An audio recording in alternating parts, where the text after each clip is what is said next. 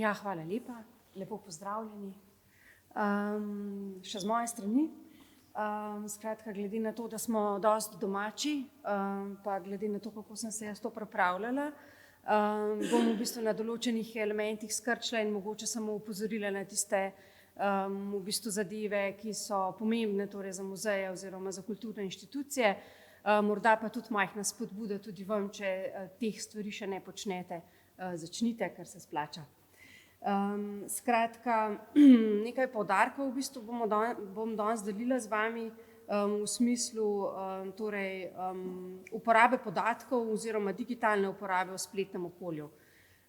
V ta namen sem si v bistvu zastavila današnjo predstavitev v nekih 3 sklopih, kjer bom pa spregovorila torej, zakaj muzeji digitiziramo svoje gradivo, potem o muzejskih digitalnih podatkih in njihovi uporabi na primeru spletnega dnevnika ali bloga našega muzeja.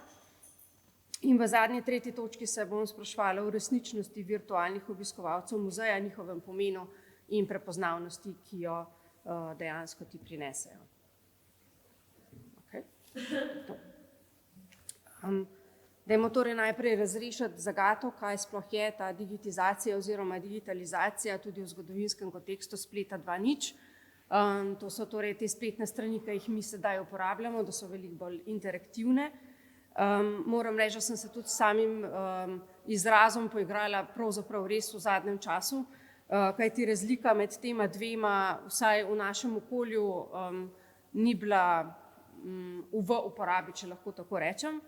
Ampak pravzaprav je pa velika razlika v pomenu teh dveh pojmov.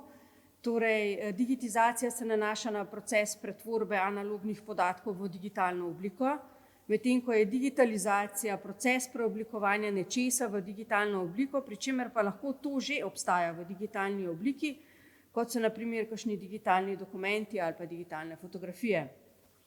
V osnovi torej v kontekstu muzejev in kulturne dediščine se tako digitalizacija nanaša na proces, pri katerem torej mi te analogne predmete, torej naše muzejske predmete, umetniška dela in fotografije, skeniramo, pretvorimo v digitalno obliko in je lahko pač dostopno tudi prek spleta. Če torej hudomušno nekako pripomnim, torej muzeji digitiziramo zato, da digitaliziramo. Pa vendar v bistvu to kompleksno teorijo lahko brez večjih težav predstavimo v bistvu s praktičnim vidikom preoblikovanja otipljivih muzejskih predmetov in fotografij v dokumentacijskih programih oziroma na spletnih mestih. Jasno je, da obiskovalci muzeja v 21. stoletju postajajo veliko bolj informirani, kot so bili včasih, kažejo različne zanimanja, izhajajo iz še bolj različnih kulturnih okolij, sami po sebi so tudi oblikovalci novih znanj. Torej, muzej se na tak način preobraža v fleksibilno in mobilno ustanovo, prostor poln novih zamisli, ki navdušuje uporabnike, vsaj tako naj bi bilo. Tudi pri nas, torej muzeji, smo se v bistvu začeli aktivno ukvarjati s svojo spletno prisotnostjo, tako da smo na svoje spletne strani postavili digitalne zbirke, interaktivne vsebine, videoposnetke, virtualne oglede, vse zato, da bi omogočili dostop do kulturne dediščine tudi tistim, ki muzeja ne morejo obiskati fizično. Hkrati lahko ponudimo tudi več možnosti in oblik populariziranja kulturne dediščine prav na tak način. Različne oblike prezentacij muzejskih vsebin na spletnem mestu omogočajo muzejem predstaviti svoje zbirke širšim javnostim, muzejskim strokovnjakom pa omogočajo raziskovanje na nov in morda bolj sodoben, inovativen način. Obiskovalci in njihovi interesi so z razvojem spleta za muzeje vse večji izziv, saj se je vzpostavil pristop kjerkoli in kadarkoli. Izkušnja premagane epidemije pa nas je v mobilna okolja pravzaprav kar priklenila tudi z zahtevo po redni dobavi virtualnih vsebin na splet. Za naš muzej pač ta izziv ni bil pravzaprav nič kaj povsem novega, temveč pomeni ustaljeno stalnico že od leta 2013, kar pomeni, da je pravzaprav že 10 let smo zelo aktivni v bistvu v spletnih okoljih. Torej, ta prvi blok našega muzeja je bil ustvarjen na WordPress platformi in je bil rezultat pravzaprav entuziastične ideje 2 muzealk in španke, študentke novinarstva na Erasmus Plus izmenjavi v tistem letu. Torej v tistem letu seveda je nastala, torej poleg te same ideje bloga, sta nastali še dve podobni spletišči, posvečeni dvema manjšima fotografskima projektoma. Zakaj smo se v bistvu sploh odločili za blog oziroma za spletni dnevnik? Morda je bil v tistem času, majčkeno že v zatonu, zaradi tega, ker to je bil v bistvu čas Twitterja, kar pomeni, da pač so prihajale v ospredje informacije z čim manjšim številom znakov, mi pa gremo ravno v neko drugo zadevo, torej dajmo malo več. Bila je v bistvu želja po temeljitejši predstavitvi predvsem fotografske zapuščine, ki jo hrani muzej. Želeli smo opozoriti javnost na pomembnost hranjenja in prezentacije tovrstnega gradiva in pravzaprav je ta oblika najbolj ustrezala naši ciljni želeni vsebini. Zdelo se nam je takrat, da občasne fotografske razstave in spremljajoči razstavni katalogi ne omogočajo zadostnega zavedanja širše javnosti in tudi morda same stroke, da fotografsko gradivo ni le estetski, torej dopolnitveni element neke razstave, knjige, publikacije, temveč da fotografija lahko postane temeljni vir preučevanja in iz nje pravzaprav izhajamo. Uradni začetek bloga na naslovu takrat www.fototeka.mnzs.com je bil datiran s 1. majem 2013, torej čist malo nas še loči v bistvu do te obletnice. Sprva so bile vsebine na blogu dodajane naključno, obeleževali smo različne obletnice dogodkov, izbirali zanimive fotodokumentarne reportaže, pozivali k dodatni dokumentaciji fotografskega gradiva in se posvečali tudi dodatnim predstavitvam fotografskih zbirk in fondov. Kmalu se je izkazalo, da ta naključnost objav ni najboljša izbira, zato smo se v letu 2015 odločili za vzpostavitev 3 objavnih terminov, to so bili ponedeljki, srede in petki, za določene vsebine, ki so se takrat objavljale. Ti bralci oziroma uporabniki so usmerjeni k sledenju določenih rubrik ob točno določenih dnevih. Nekje do leta 2017 smo objavljali predvsem fotografsko gradivo, kmalu pa se je blog začel v bistvu posvečati tudi muzejskim predmetom in ti so svoje zgodbe pripovedovali v podrubriki Muzealije pripovedujejo. Kmalu je potem napočil čas razširitve, torej da ta blog ni v bistvu samo nekak spletni dnevnik fotografskega oziroma fototeke muzeja, temveč da v bistvu postane nekako v bistvu blok vseh, torej celega muzeja, vseh v bistvu oddelkov, ki so pri nas. In v bistvu tako približno je videti danes tudi naša spletna stran.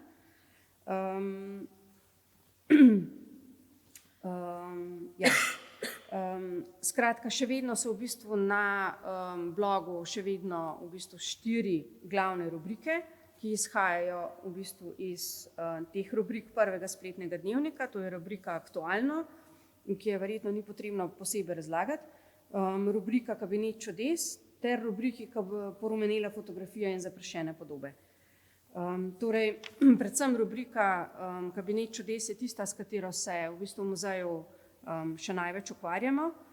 Z njo se v bistvu ukvarjamo pravzaprav vsi kustosji v muzeju in razlika med temi rubrikami je predvsem v dolžini, vsebini in v bistvu količini v bistvu gradiva, ki je predstavljeno. Torej, nekje Kabinet čudes torej največ in potem se nekako sledijo navzdol, torej zaprašene podobe in porumenela fotografija.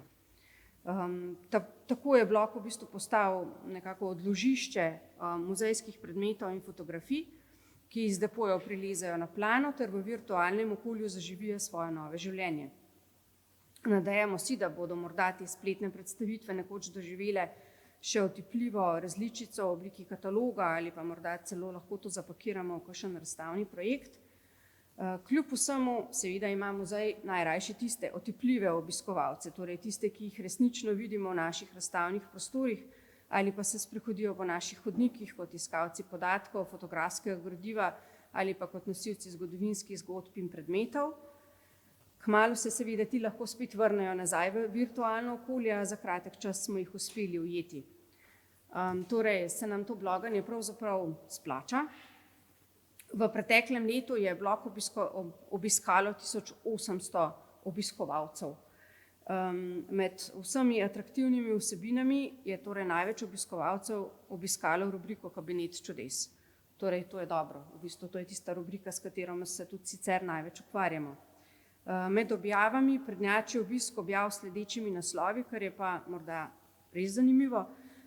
Torej, na prvem mestu je torej novica o Adolfu Hitlerju v Mariboru, potem na drugem volitve 11. novembra 1945, tretja obletnica zadnjega boja Pohorskega bataljona, četrta dragocena nafta iz domače zemlje in peta volitve 8. aprila 1990.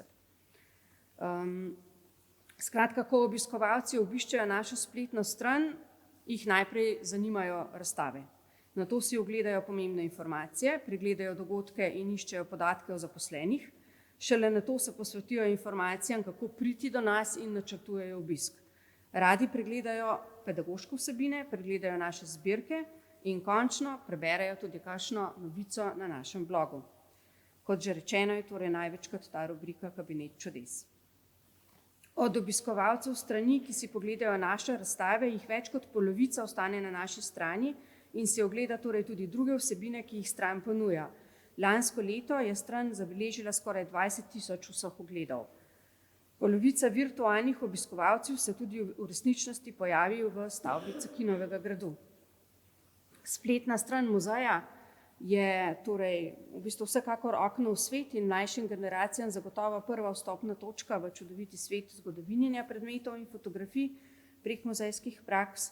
Vsekakor razstavni projekti s širokimi možnostmi večdisciplinarnih sodelovanj postavljajo ustvarjalce muzejskih vsebin v vlogo aktivnih oblikovalcev kulturnega okolja, a vendar pomena spletnih predstavitev ne gre zmanjševati, kajti nekatere vsebine se lahko pojavijo le tam in predstavljajo učinkovit komunikacijski kanal digitaliziranih vsebin. Torej, vabljeni vsi, ki še niste bili, da nas obiščete, torej najprej seveda virtualno pregledate našo spletno stran, kaj pokomentirate, malo poklikate, torej se nam pridružite virtualno, da bomo zabeležili vaš klik in potem seveda pridite tudi zares, torej v takšni obliki, kot ste tukaj. Tako da hvala lepa in predajam besedo naprej.